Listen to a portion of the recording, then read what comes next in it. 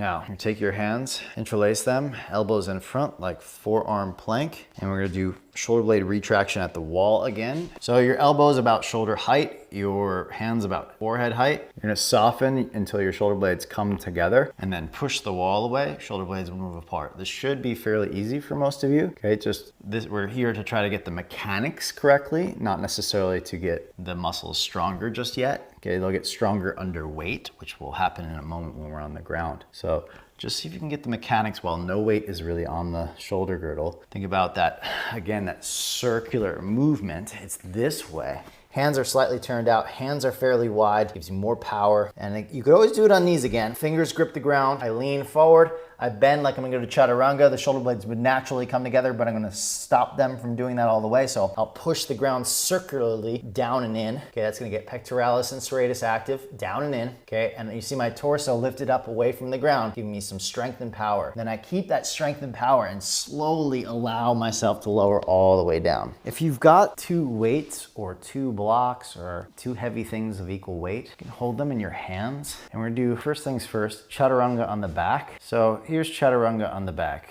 right? There's not much of a difference between this chaturanga, unless you're like this, okay? Chaturanga on the back, here you are. Now, the major difference is, of course, gravity. The position is basically chaturanga. So against gravity right now, you can push the blocks up, and if you could, you would go inward, okay? But we're gonna pretend that the ground is stopping us from going in. But see if you can push up a little bit and then separate your shoulder blades. Move the bottom wingtips wider away from your spine. Okay, and you do that by thinking about pushing through the heel of the hand, by the way. Okay, now with this action, try to pull your knees.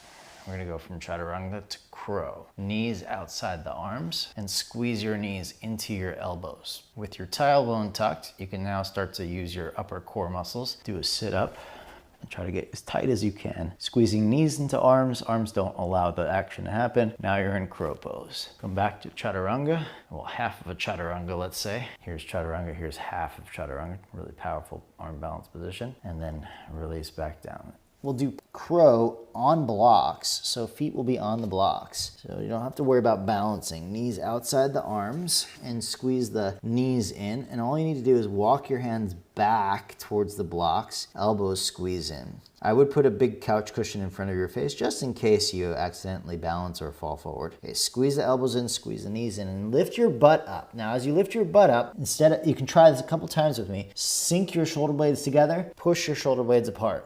Sink shoulder blades together, push apart. So you would come up and have something soft, like a big couch cushion in front of your face, right in front here, just in case you do go forward. Okay, this is not a balance workshop, but what cultivates balance is gripping your fingers into the ground. All right, with your fingers gripping the ground, squeeze your elbows in, soften your shoulder blades together a little bit to come forward. Now, as you feel the weight go into your hands, push shoulder blades apart and you'll be on your tippy toes. Lift your hips up higher, squeeze your knees in more, lean forward a little bit and keep your shoulder blades apart, okay? And maybe your feet come off the ground as you lean forward. If it doesn't happen, it doesn't happen. Don't worry about it. The idea is, the more weight you put onto your hands, can you protract more? Can you move your shoulder blades away from each other today?